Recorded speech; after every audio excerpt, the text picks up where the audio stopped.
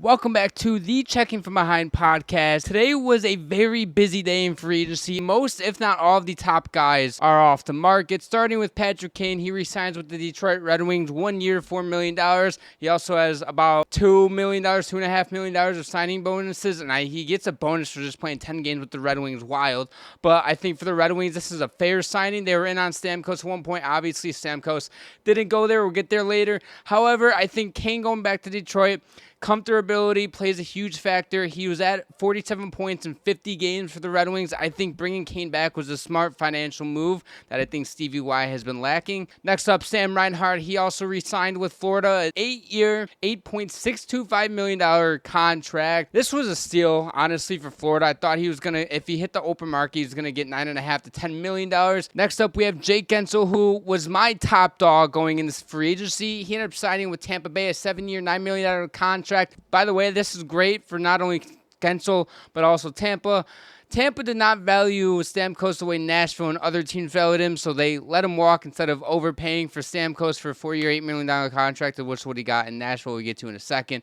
But Jake Guentzel, worth every single penny of this $9 million contract. Tampa Bay absolutely loved this for them, too. You get a point-per-game player. Possibly a 90-point guy playing up there with Kucherov, which is absolutely wild. Next up, Chris Tanev signed with Toronto, a baffling 6-year, $4.5 million contract. Now, 6 years, I was like, what the fuck is Toronto doing? He's going to be under contract until he's like 40, 41 years old. He's going to be 100 years old by the time that contract's up. I do like money, though. $4.5 million, right where I expected him, but 6 years, Toronto, what are you doing? I like this for Toronto partially, but I don't like the term at all, especially with the 34-year-old defenseman who seems like he gets hurt every other night. Next up, Brandon Montour left Florida, signed with Seattle, a 7-year by $7.14 million contract. I love this for Montour. I hate it with an absolute passion for Seattle. Seattle overpaid for a couple guys. We'll get to another one in a second. Seattle, what are you doing? What are you possibly doing with this? I don't get it. I get you need defense, but over $7 million for Brandon Montour, age of 30, don't like it. Chandler Stevenson also went to Seattle, 7 years, $6.25 million. Again, I think this is a tad of an overpay. Now, they did need center depth. They got it with Chandler Stevenson. I like him. I really do like him. I don't think he was worth 6.25.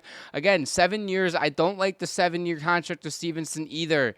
He's going to be into his mid-30s by the time that happens. But the Seattle can't know because they gave him that contract. So what do I know? But I'm not trying to shit on Stevenson or Seattle. But I think Stevenson highway robbery with that. I think he's worth like 5 to 5.5. We had a big trade that happened. Senators also traded Jacob Chikrin to the Capitals for Nick Jensen and a 2026 third-round pick. Capitals also signed Matt Roy to a 7-year, $5.5 million contract. I love that for the Capitals.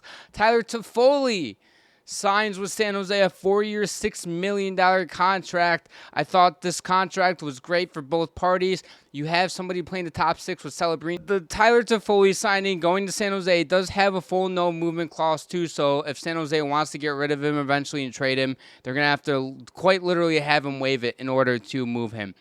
Tyler Bertuzzi signed with Chicago, 4-year, $5.5 million contract. I thought that was a pretty good one. You get somebody to play up on the top line with Connor Bedard. And now, do I think Tyler Bertuzzi is a top-line guy? No, I think he's like a 1B, 2A type of guy, high 2A type of guy. I think he would be a great second-line winger.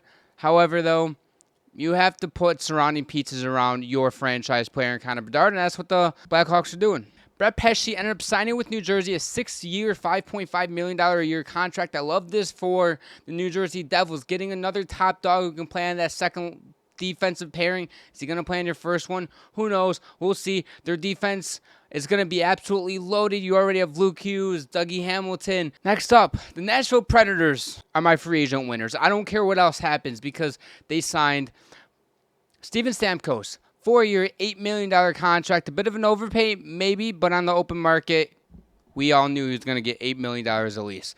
Brady Shea, 7 years, $7 million contract. Love this for Nashville. Get up that blue line. I I can't stress this enough. I love it. Jonathan Marchessault signed with Nashville. Also, 5-year, $5.5 million contract. 32 years old, 33 years old, coming off a 40-plus goal season. He's going to play great. By the way, you get Stamkos, Jonathan Marchessault to play with Ryan O'Reilly. You have Philip Forsberg. You have Gustav Nyquist. I'm sorry if I'm missing a guy, Nashville Predators fans. The Nashville Predators are going to be dangerous, and they might not even be done, too. And you also have Elias Lindholm signing with Boston, 7-year, $7.75 million contract. Elias Lindholm stole the fuck out of Boston. Highway robbery. What is Boston doing? I get you need center depth badly. All you have is Zaka and Coyle. But 7.75 is absolutely brutal if you're Boston.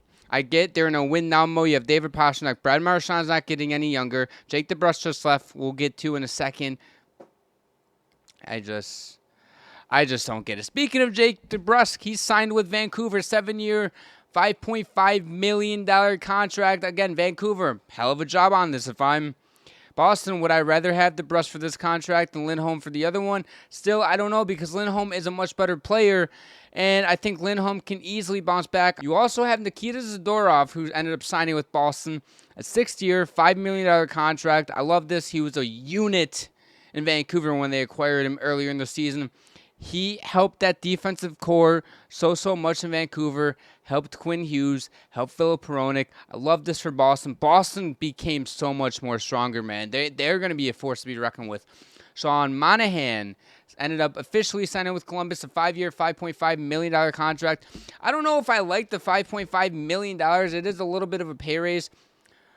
You know what? Now that I think about it, I think the 5.5 is right around where I would value him, especially after he played so much better in Winnipeg than he did in Montreal. Didn't really work out in Montreal. Worked out really well with Calgary. And guess who is in Columbus with him that he played with in Calgary?